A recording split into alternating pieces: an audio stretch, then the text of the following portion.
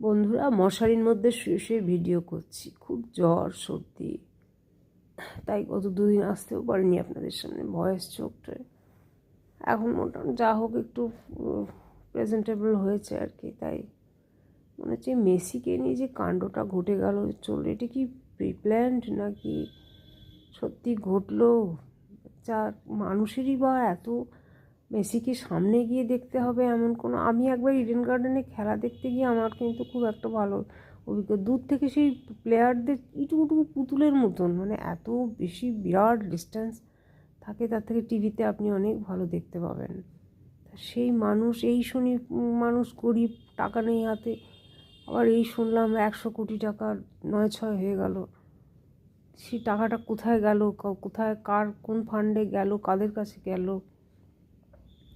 এটাও কি একটা ভোটের মানে খরচ তোলার একটা বা কোনো আবার কিছু প্রকল্প ঘোষণা করবার জন্য কোনো রকমভাবে এটা কি একটা প্ল্যান করে করা হলো না কি? তার বেশি কি মানুষ দেখতেই বা পেলো না কেন? শুভশ্রী একা তাকে কীভাবে আটকে রাখবে? এখন সে আবার সেই নিয়ে দেখছি ভিডিও দিচ্ছে, নানা রকম কথা বলছে বড় বড়। যাই হোক, তো এই 1 নম্বর এই ব্যাপারটা নিয়ে না আমি কীরকম হয়ে গেছি, আমি কিছু বুঝতে পারছি না যেটা কী। আর কতই রঙ্গ দেখতে হবে পশ্চিমবঙ্গে জানি না। আর 2 নম্বর হচ্ছে হুগলি জেলায় ভীষণ রমরমিয়ে চলছে চিটফান্ডের আবার ব্যবসা। মানে মানুষ তো টার্গেট থাকে একদম, মানে যারা অর্থনৈতিকভাবে পিছিয়ে পড়া যেসব মানুষ খেটে রোজগার করে, যাদের প্রতিরোধ করবার কোনো ক্ষমতাই নেই, তাদের বাড়িতে গিয়ে জোর করে টাকা কেড়ে নিয়ে 35 কোটি টাকার মগরাতে অলরেডি হয়ে গেছে। এরকমভাবে কালেকশান হয়েছে জোর করে। আমার এরকম একটা অভিজ্ঞতা আছে, ফল কিনছিলাম এক ফলওয়ালার কাছ থেকে।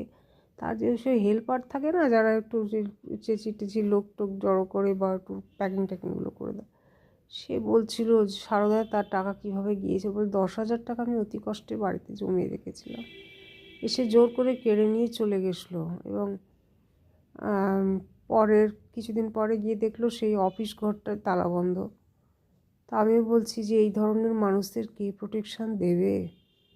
পুলিশ জনতার স্বার্থে কাজ করুন। কোনো রাজনৈতিক দল, কোনো যে শাসক শাসনে যারা আছে বা নেই, কোনো দিন কারোর কথা, যারা আসবেন তাদের কথাও শুনবেন, শুধু মানুষের কথা শুনবেন।